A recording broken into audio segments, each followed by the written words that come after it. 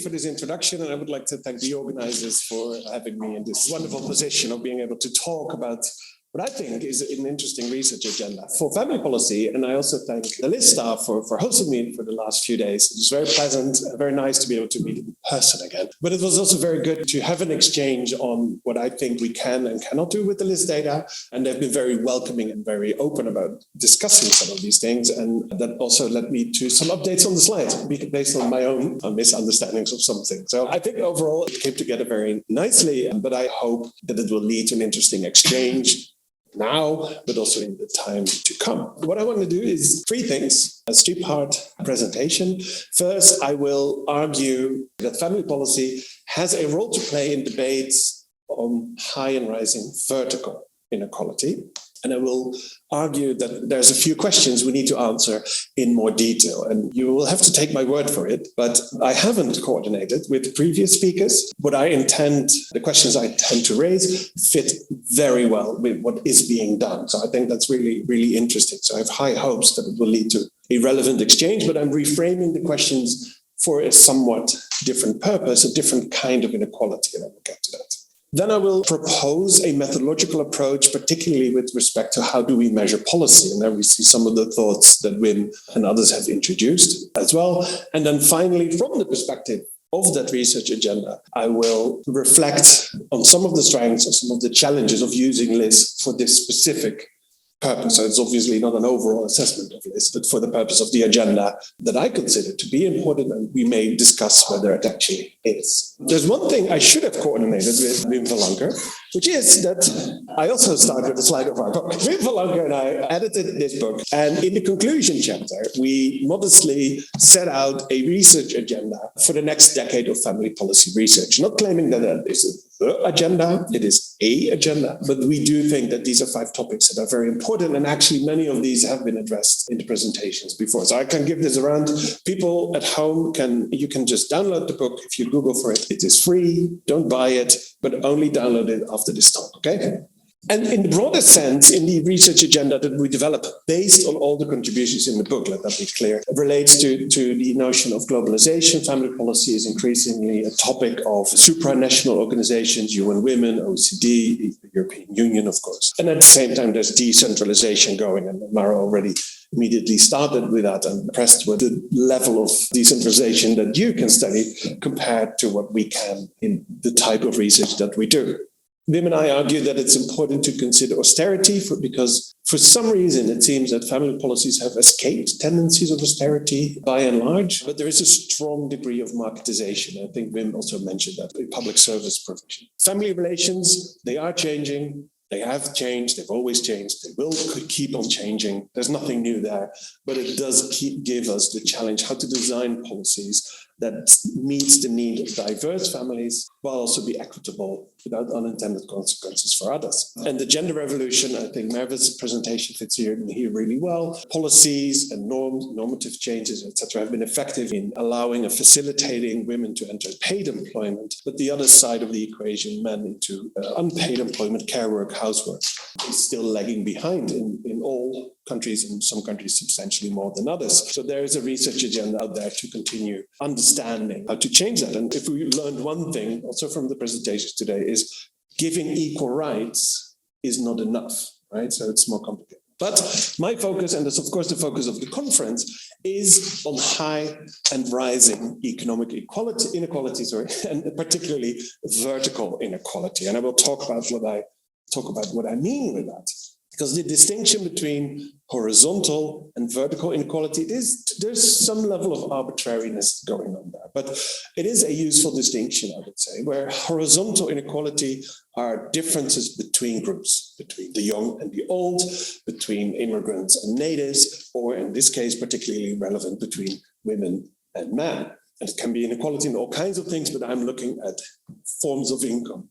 Vertical inequality is more of an indication of the overall income differences between individuals or between families, or as I used the pictograms here, between households. And that is typically, for instance, measured with a measure like the Gini coefficient, which takes the whole income distribution or earnings distribution and examines whether that's increasing or decreasing. And when we hear debates of high and rising inequality, which has been high and rising on the agenda for about a decade now, at least, I would say again. That is the type of inequality we talk about. Now, when we talk about the horizontal inequality, differences between women and men, mothers and women without children, for instance, if you go to conferences, if you read the literature, very quickly we go into debates about bargaining theory, doing gender theory. We've seen that come by. Capability approach has been applied to this, of course. And when it comes to policies, we quickly enter the realm of family policies. And if you go to family policy sessions, or if you read literature on family policies, it is typically, the outcomes are typically about these forms of horizontal inequality. Obviously, I'm not criticizing that literature. That is super relevant and we're learning a lot. When it comes to vertical inequality, our Gini is rising, there's a whole set of different arguments that are made in the literature, at least in my reading of the literature. My sense is then we're starting to talk about globalization, the pressure on low-wage workers that comes from it because of the open borders, robots and algorithms, they're taking over our jobs. It's regional integration. Jason Blackfield, Unequal Europe, says it's not globalization, it's the European integration. There's union decline. Pensions have been privatized. And those are very important debates to be had. But they tend to be ungendered. Right? So my argument is today that we need to apply what we've learned of what happens in households, what happens between households, and in this case, what happens in terms of family policy, how that can also affect not only what happens within households between women and men, but also the overall distribution of income between households. That is my main claim. Move on to the next one. And here, hold on to your chairs. Also at home, hold on. This is the most complicated slide of the presentation. There's a lot going on, so I'll take my time. For a long time, the literature has been arguing, and some of the quotes that I had clarify that because rich marries rich, same like same, we call it homogamy or endogamy, higher educated or people with higher earnings potential will marry higher educated with higher incomes potential. And therefore, the argument was, because there's a positive correlation between partners' earnings and education, the argument was then, if women start entering the labor market, that must increase inequality.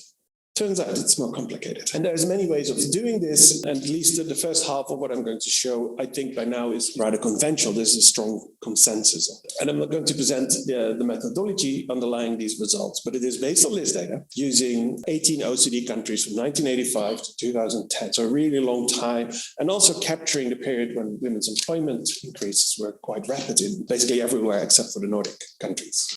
And what we did is we estimated the level of inequality between households. And then we could alter that estimation to say, okay, what would the inequality have been if women had no earnings or if women had less earnings, right? And that gives us a sense, and that's the little box here on the screen, of how much do women's earnings contribute to inequality increasing.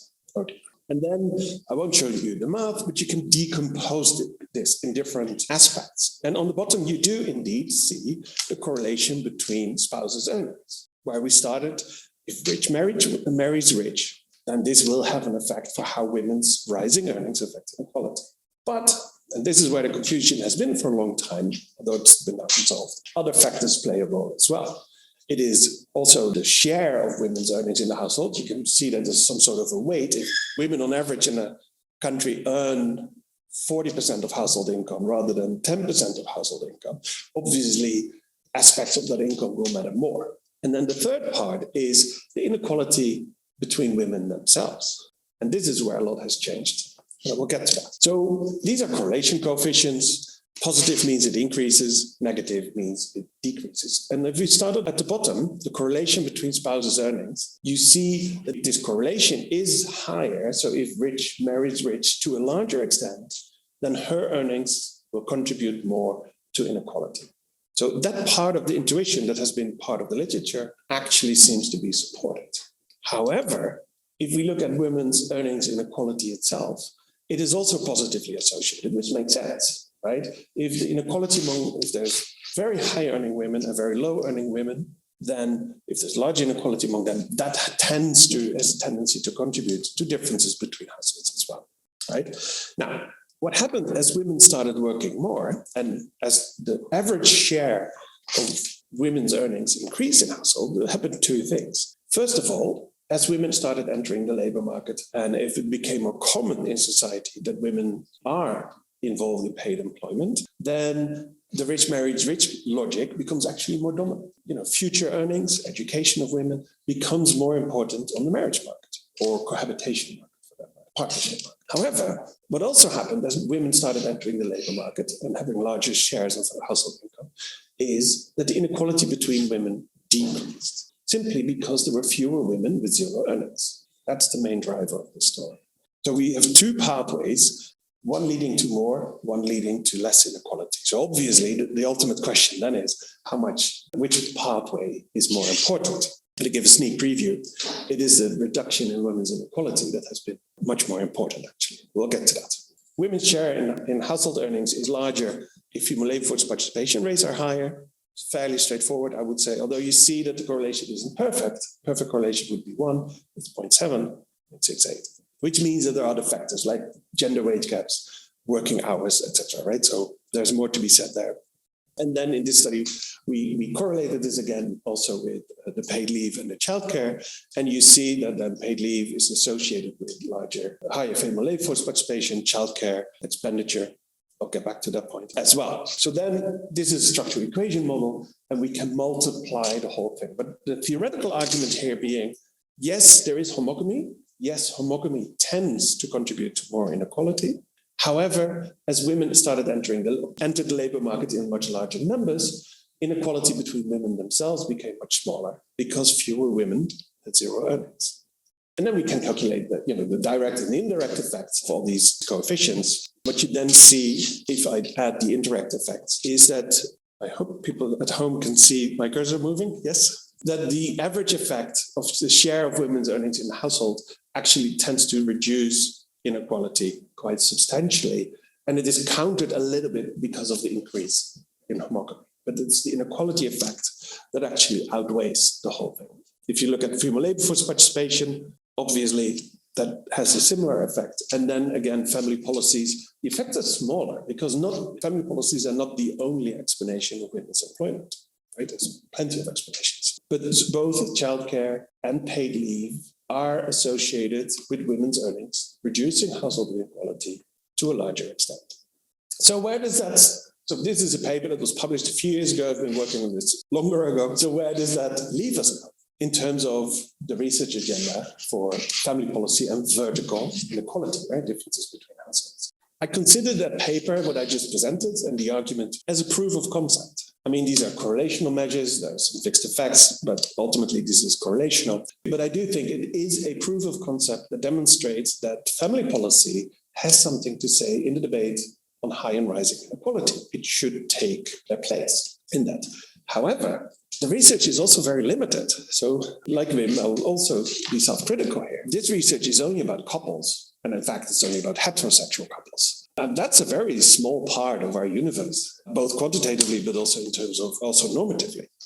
Because these are macro level aggregated analysis, there's no interplay between the partners, which we've seen is very important. And in terms of policy analysis, these are measures of inequality and correlation between spouses' earnings, and I correlate them with indicators of policy. But that means that I assume, implicitly or explicitly, that everyone is affected equally by these policies. I think that's fine for a proof of concept, but to really understand what is going on, that's unsatisfactory, and we need to proceed with what I would say.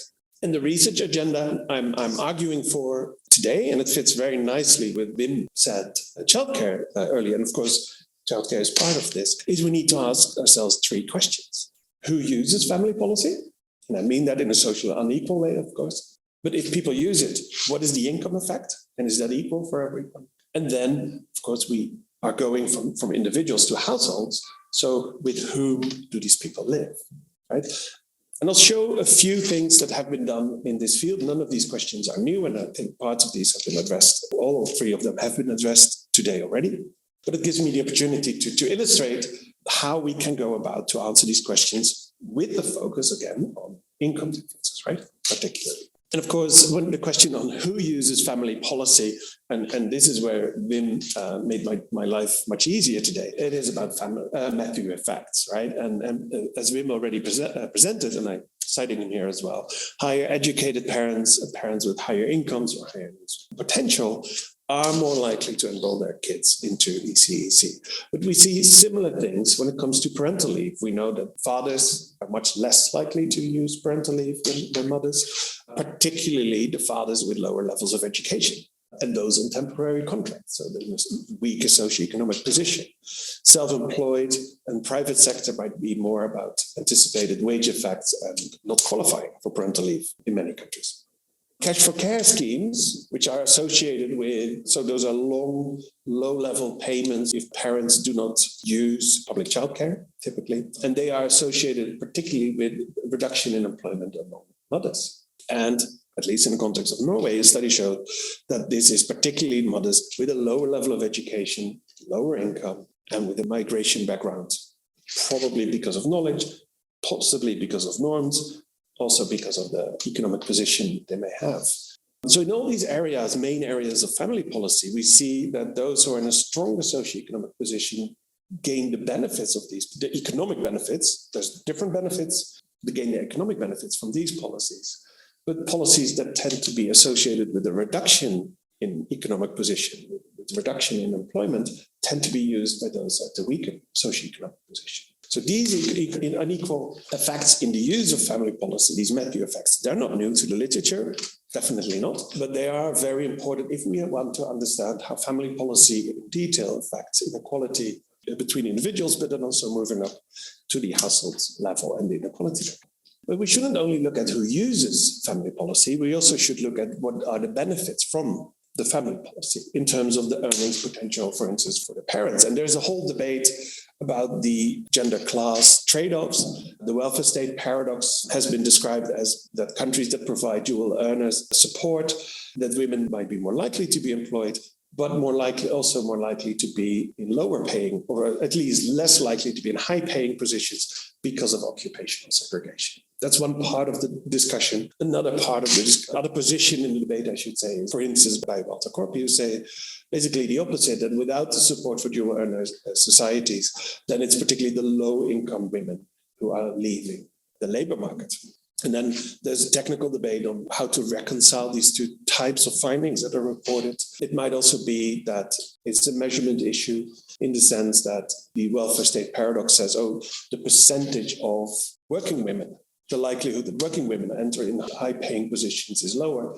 But that might be a selection effect, because without proper support, it's only highly educated, highly motivated workers in the labor market. Whereas in more universal support, everyone, well, not everyone, many more are working. But the point is that it really differs who benefits, and there's debate about it. I don't have the definitive answer tonight, but I think we need to revisit that. I'm also showing the recent dissertation. There's 3 dissertations of using the LIS data from recent years. This one is Sarah Kostecki, who also revisits that debate and tries to develop more detailed, more theory-informed indicators of family policy, and actually argues that when you measure family policy much in more detail, much of these trade-off findings actually seem to disappear. And I think Agnes also published a paper last year in Socioeconomic Review arguing something rather similar. So the last word is not to be said about this, I would argue. Another strand of literature, which is not directly about policies, but of course has consequences for family policy, is that the motherhood penalty is larger for low-wage mothers. So then again, it's the low-wage people who are then penalized to a larger extent, which may have consequences, again, there we go, for inequality. And then there's a paper that shows that the wage penalty for Finnish fathers taking parental leave, there's smaller benefits and disadvantages at the bottom of the wage distribution. Depending on how they measure it, the only real big effect they find is at the bottom of the wage distribution. So not only who uses family policy, but also to what benefits, to what income. So this is a very typical type of analysis done using, again, the LIS data. We call it the pre-post analysis. And in this case, and this builds on another LIS dissertation by Lori Maldonado, hence the little cat. And what we did is for single and 2-parent families, measure the income poverty, and those are the green bars. And you see there's vast differences in single-parent poverty. Single-parent poverty is also higher than 2-parent poverty, right? The green bars are much lower. And what we then did is we took away the child benefits, from the family benefits, I should say, from these families and recalculated, oh, are you poor now? So it's a very mean thing we did. I mean, there's debates to be had about this type of analysis, and I'd be very open to do that. But I think this illustrates that single parents, you see the red bar, that's the additional poverty without family benefits. And it seems to be the case that in most countries, the single parents benefit to the larger extent from family benefits, or rather would lose out even more if family benefits would have been taken away. A critique point on this type of analysis, and I will get to that in the second section of that presentation, is that what we see here is the effect of the policy. We see what people do with the policy. We also see how the policies are differently designed across countries. However, we can't see the differences between those aspects, right? So, for instance, if we look at the United Kingdom here, is the poverty reduction here, is it so high because single parents are in more need in the UK, or is it higher because it decides to target and provide top-ups to single parents? And I think in the UK, both is actually true, but the extent to which we can't see in this type of analysis. But we also see here, and that brings me to the third type of question we need to ask, how do family policy outcomes relate with whom people live, right? There's a matter of aggregation. If two people have equal benefits, equal use of policy, equal benefits, but one lives with another person with an income, then obviously they will run ahead of the income distribution compared to a single person. So there is aggregation going on. But there's also, Merva, of course, participates in this literature, that whether someone uses policy and how one is affected by that, what the income effect or benefits are, depends on with whom you live as well. So there's a dyadic aspect of influence going on. For instance, fathers, and you see the literature is getting smaller and smaller simply because I think fewer and fewer of these analyses have been done.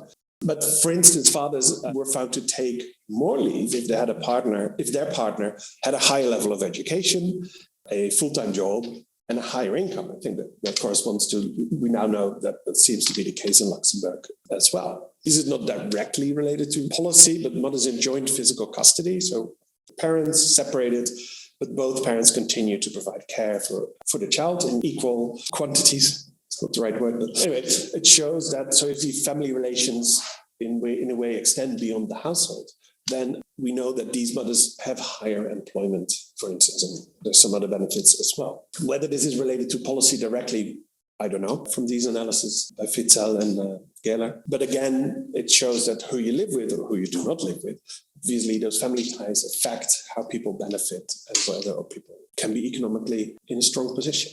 So this is the final slide of part one. I think these are three questions we need to ask to move forward. I think they are being asked in the literature, but I think they matter for vertical income inequality as well. Who uses family policy? To what income effect? And with whom do people live? Users and beneficiaries of the family policies, right? And whether family policies will affect income inequality doesn't only depend on who uses family policy and to what income effect and the inequalities therein, but also on the outcomes of others with whom they form a household. What we also need is systematic country comparisons, in addition to the more detailed work that much of these more innovative, that's typically how it goes. We start in detail in a single country where we know the context and know and understand the context in greater detail. And then when we start to get a grasp on it, I think it's time also to complement that with comparative studies, because then we can separate the use, but also the policy design much in greater detail, and the broader context, the economic context of different countries. And that brings me to the last point is, I think our mission is now to start not only looking at who uses and to what extent, etc., but why is the inequality there in all these aspects? And for that, we need to examine the impact of how the policy is designed, how the policy is implemented. And that's also a challenge, which is part two. So how do we analyze this from a policy perspective, a family policy perspective, of course? And my answer to that question is, I think what the literature would benefit from, particularly when it comes to childcare, and that fits in very nicely where we have left off, is what I call a social rights perspective, a social rights approach for analyzing family policy outcomes. Let me try to clarify what I mean with that. So in the middle, we have the use of policy, which we can ask families, individuals, households, is your child in childcare, etc.? Do you receive benefits? Those data are out there in surveys, of course, right? So, and based on that, we can calculate enrollment rates and childcare, benefit receipt rates, parental leave, take-up, etc. But whether someone or a family or a household uses a policy depends on two sets of factors. First of all, they have to need a need for the policy. It's very obvious, of course. But that comes with preferences, that comes with family structures, that comes with employment. If families are both employed, then of course the need, if there's a child then in the household, the need for childcare is higher, can be higher. But it also means that the family or the household individual needs to meet eligibility conditions. They need to know about the policy. They need to be able to know how to apply for the policy, which is a major issue. They need to want it in terms of stigma, some forms of policy. I think that's less of an issue in family policy realm. But when it comes to social assistance, there's huge stigma associated with it. At least it is perceived as such by people, which can refrain them from actually using or wanting to use the policy. The second set is, of course, how the policy is designed, right? So people can only use a policy if they are within the coverage. I understand coverage as the intended group to benefit from a specific policy. Then there are typically eligibility conditions in a policy. Work histories. You need to work enough hours. You need to be a citizen or you need to be a resident for a certain number of years before you can actually use the policy, even though you are in the broader intended group of users of a policy. The policy also needs to be, some people say, generous enough. The benefit levels matter. If you are a low-income person and you only get 60% of wage replacement during parental leave, then obviously you won't be able to use, you might not be able to afford using the policy. When it comes to services such as childcare, it needs to be available, it needs to be accessible, that implies flexibility in use, it needs to be affordable to family, the quality needs to be secured. And of course, then again, there we have the complexity of the procedures. If those are made very complicated, then the use is a little bit less likely. So this is fairly obvious when you think about it, but it still matters for two reasons. First of all, very often people use enrollment rates or by extension expenditure on, let's say, childcare as an indicator of how generous the policy is. However, and I did exactly the same when Laurie Maldonado and I did the same when I showed you the pre and the post child benefit poverty. What you see then is both the need for policy and the supply of the policy, how the policy is designed. And those are entangled in those figures. And based on that, it's very, very hard actually to make proper policy recommendations because you don't know if it's an unmet need or it's a poorly designed policy. But even when we talk about coverage, eligibility, and take-up, for instance, those have very different policy implications, right? So obviously for a policy to be effective, people need to use the policy. So if too few people use the policy, then you need to start thinking, why is that, right? And if it is because the coverage is low or inadequate, then you might need to expand the target group of who is intended to use these policies. For a relatively recent example is the shift from maternity leave to parental leave, to expand that to include fathers as well. But they're still not using it, right? Well, at much lower rates. Perhaps it has to do with eligibility. So they want to use it, but they know that they haven't been working at the same employer for long enough. And if that is the case, then obviously, if that's the bottleneck, you can think of it like that, then we need to reduce those qualifying conditions, which is a very different type of policy change than when it comes to expanding the target group. But if people are eligible and are still not using it, then it could be the case. Perhaps they don't want to use it, right? That there's no need for the policy. That could be, and that might not be a problem. But it could also be, as I gave the example, that the benefit levels are too low.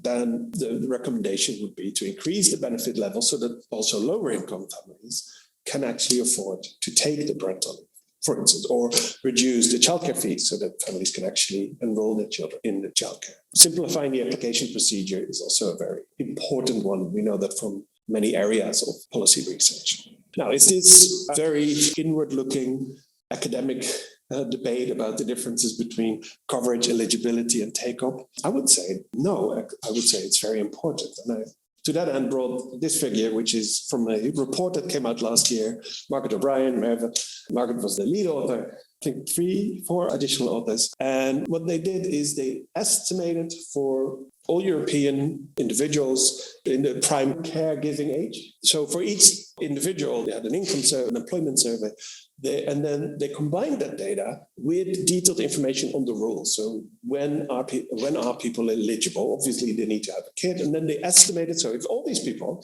now would have a kid or one more kid, a child, would they be eligible to use parental leave? And I was quite shocked by the analysis. I mean, to my mind, parental leave is something, if you have a kid, then you can use it, if you can afford it at least. Turns out that in Europe, EU 28, 34%, so that's over here, 34% of women and 23% of men, on average, are not eligible for taking parental leave. I think those numbers are staggering, and that's a social policy problem. But it also goes to, perhaps the coverage is fine. We don't know about take-up yet, but here is a major bottleneck that we need to analyze. And you can only get to these numbers if you use individual data. What is the background? What's the work history? What are the working hours? Individual data, or household data for that matter, and you combine that with the policy information on the social rights, in this case, eligibility conditions for parental leave.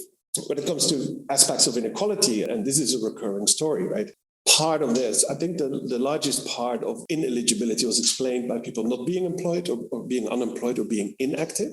However, even among the employed, 10% of women and 12% of men are still ineligible. And that has to do because, for instance, they were self-employed or the employment conditions. So they haven't been working long enough or they are working too few hours. I think those were the main arguments, if I remember correctly. And as a consequence, particularly of the work history requirements, ineligibility rates were also higher among younger shares of the population as well, right? So who might even be more at risk of adversity and scarring effects in the labor. And later in life earnings, which is, of course, of importance for the purpose of my talk. So I think this is really important, and it really shows that we need to combine individual data with descriptions of the policy rules optimally. So is that an argument that LIS needs to start investing in social rights data? If they can provide them, that would be excellent, but not necessarily. I don't think so, actually. I mean, there are data sets out there when it comes to these social right data, when it comes to, and this is just a selection just to show what it is, because ultimately you want to read the policy, you want to read the law, and there's the MISOC system, right? It's a standardized description qualitatively of these rules.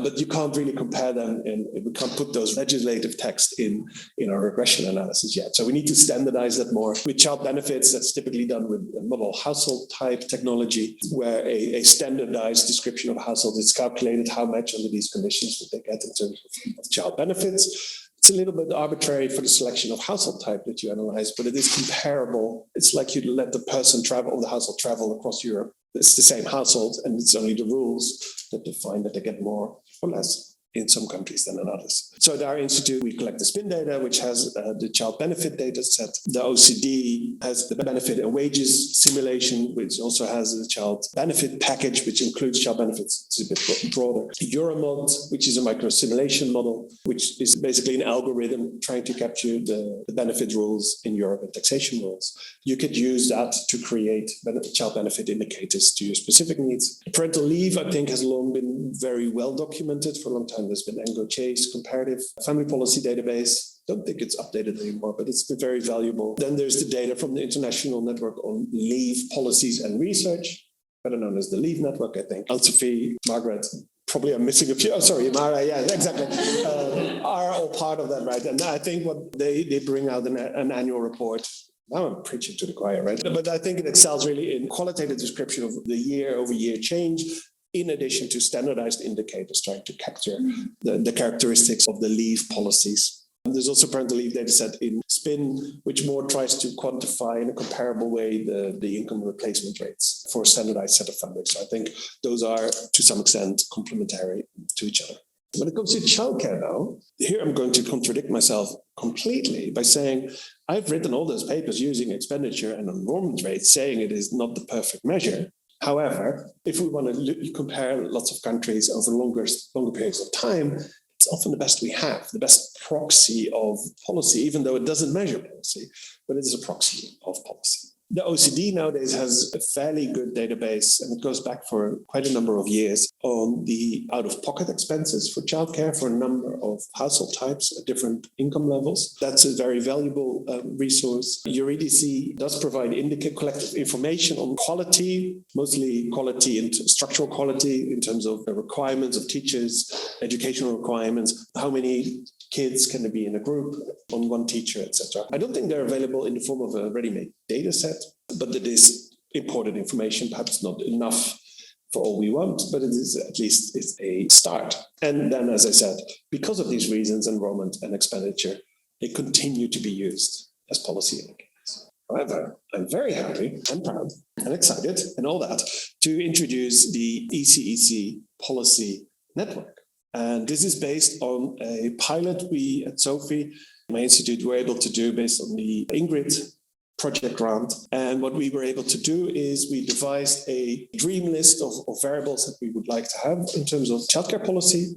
It's a very long list. And then we started looking at, can we harmonize existing data to that? So that's a little bit inspired by what LIS tries to do, or LIS does, sorry. And then we asked national experts to complete a survey to collect additional indicators. And that is very clearly inspired by what the LEAD network is doing. And also the LEAD network generously opened up their network for us to get to a number of national experts. And the aim of the pilot, and then obviously now that we are very seriously thinking and planning on continuing to do this as a parallel project to the LEAD network, in good collaboration, at least so far. And I hope that, of course, at least. So that will be with me, Mara, and Wim, and some others indicated interest to help with coordinating, but they haven't confirmed that they did this. So I'll leave their names out for today, and not to volunteer them to do a lot of work. But our aim will be to collect social rights data on ECEC along the broader dimensions, some structural aspects, so supply and demand-side financing, availability, including flexibility of use, affordability, and quality of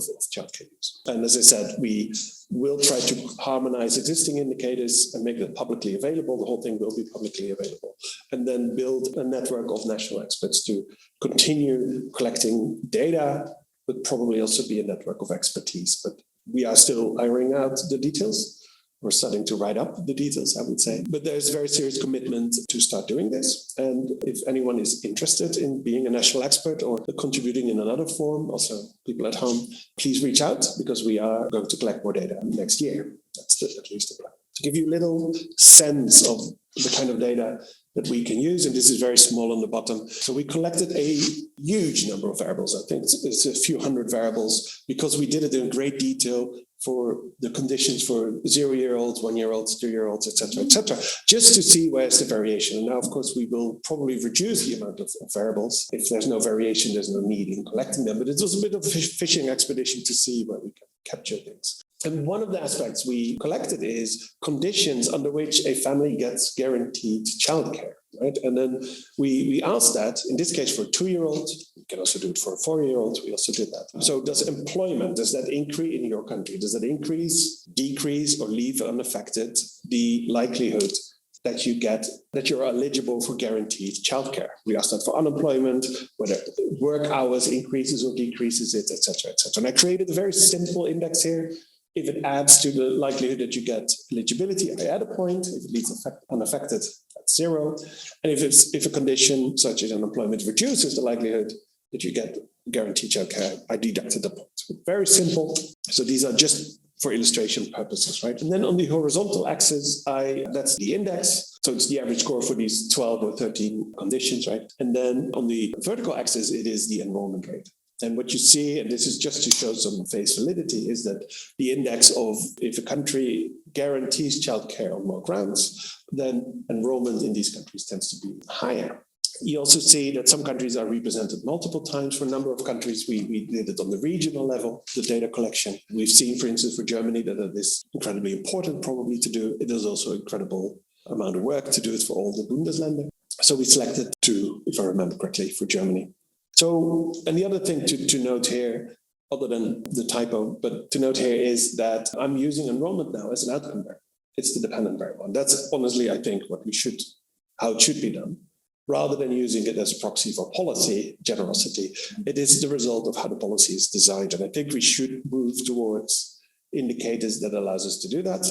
And this indicator actually shows some validity that it allows us to do that. We also did it in the conditions that increase or decrease out-of-pocket fees, and it shows similar results. And then in addition, building on Wim's talk, and we didn't prepare this, but on the vertical axis, so this axis, this is data that I took from with permission, one of Wim's articles, the degree of inequality by parental socioeconomic status in years. And then again, you see rather strong negative correlation. There are some outliers, but the negative correlation stays if I remove the outliers. So if there are more conditions that guarantees access to childcare or eligibility to childcare, inequality seems to be lower, inequality in use.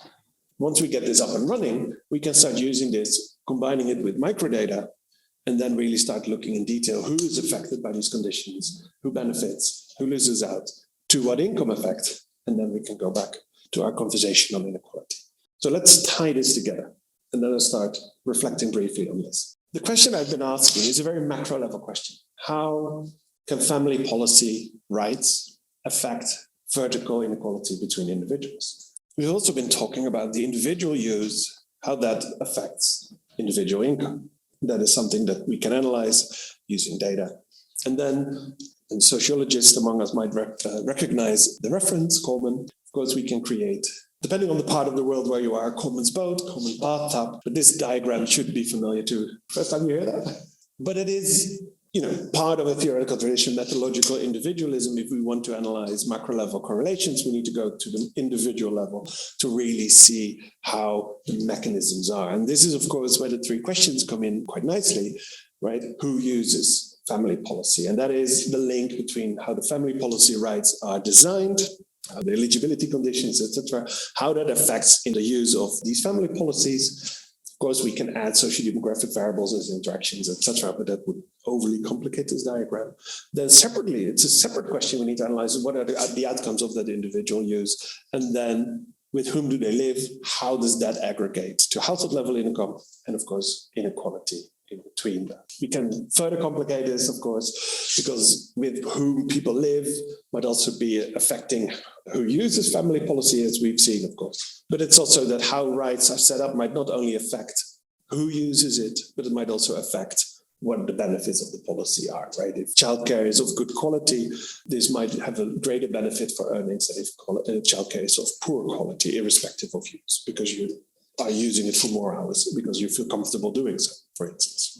If this is a research agenda worth pursuing, what roles would LIS be able to play? And I'll do this, of course, along the lines of these questions. And we'll start with strengths, because that's the most fun, or is it?